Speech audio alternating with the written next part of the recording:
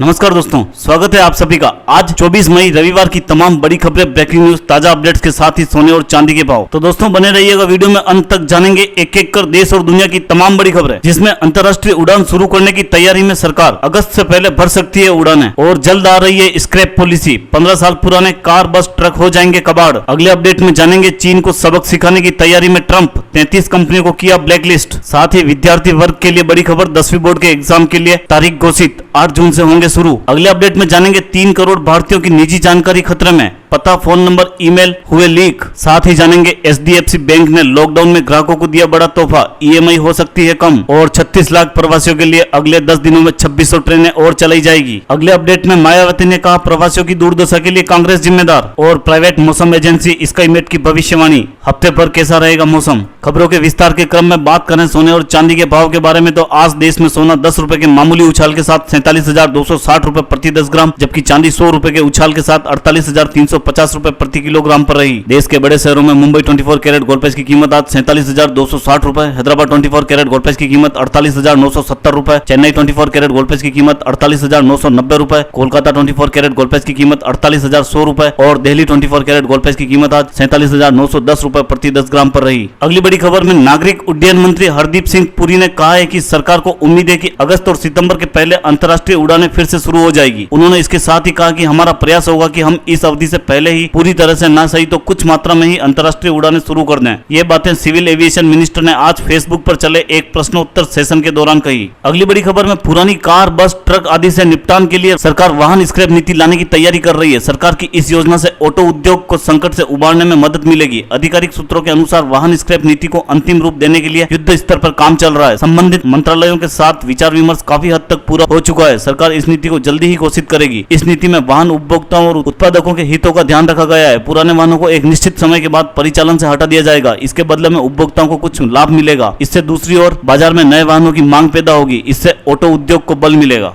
अगली बड़ी खबर में अमेरिकी राष्ट्रपति डोनाल्ड ट्रंप चीन को लेकर लगातार हमलावर बने हुए हैं। चीनी स्टॉक मार्केट से अरबों डॉलर के अमेरिकी पेंशन निधि निवेश को वापस लेने के लिए ऐलान के बाद अब अमेरिका चीन की ऐसी 33 कंपनियों और संस्थाओं को ब्लैकलिस्ट करने जा रहा है जो कथित रूप से चीनी सेना के साथ जुड़ी है। अमेरिकी वाणिज्य मंत्रालय ने एक बयान में कहा कि 7 कंपनियों और 2 संस्थानों को लिस्ट में डाला गया है क्योंकि ये उइगर और अन्य लोगों के मानवाधिकारों के हनन के चीनी अभियान से जुड़ी थी, जिसके तहत बड़ी तादाद में लोगों को बेवजह हिरासत में लिया जाता है, उनसे बंधुआ मजदूरी करवाई जाती है और हाईटेक तकनीक के सहारे उन पर नजर रखी जाती है। जी हां दोस्तों, अगली बड़ी खबर में देश के अलग अलग राज्यों में शिक्षा व्यवस्था को वापस पटरी पर लाने की कोशिशें लगातार जारी है। जैसा कि आप सभी को पता है कि मानव संसाधन विकास मंत्री ने हाल ही में सीबीएसई की 10वीं और 12वीं के बचे हुए पेपर आयोजित करने के लिए तारीखों का ऐलान किया था। अब तेलंगाना हाईकोर्ट के आदेश के बाद इस राज्य में भी 10वीं के एग्जाम आयोजित करने के लिए शेड्यूल जारी कर दिया गया है। इसके तहत 10वीं क्लास की परीक्षाएं 8 जून से शुरू होगी और 5 जुलाई को खत्म होगी। पेपर सुबह 9:30 बजे से दोपहर 12:15 बजे तक आयोजित किया जाएगा। अगली बड़ी खबर में ऑनलाइन इंटेलिजेंस कंपनी साइबल ने बताया कि साइबर अपराधियों ने 2.9 करोड़ भारतीयों के पर्सनल डेटा डार्क वेब पर डाल दिए हैं। साथ ही ये भी पता चला है कि डेटा वहां मुफ्त में उपलब्ध कराया जा रहा है। कंपनी ने शुक्रवार को एक ब्लॉग में कहा नौकरी की तलाश कर रहे 2.91 करोड़ भारतीय लोगों की पर्सनल डिटेल लीक हो गई है। वैसे तो ऐसी घटनाएं हमारी नजर में आती रहती, लेकिन इसने विशेष ध्यान खींचा क्योंकि इसमें बहुत सारी निजी जानकारी भी शामिल है। इन डिटेल में शिक्षा, पता,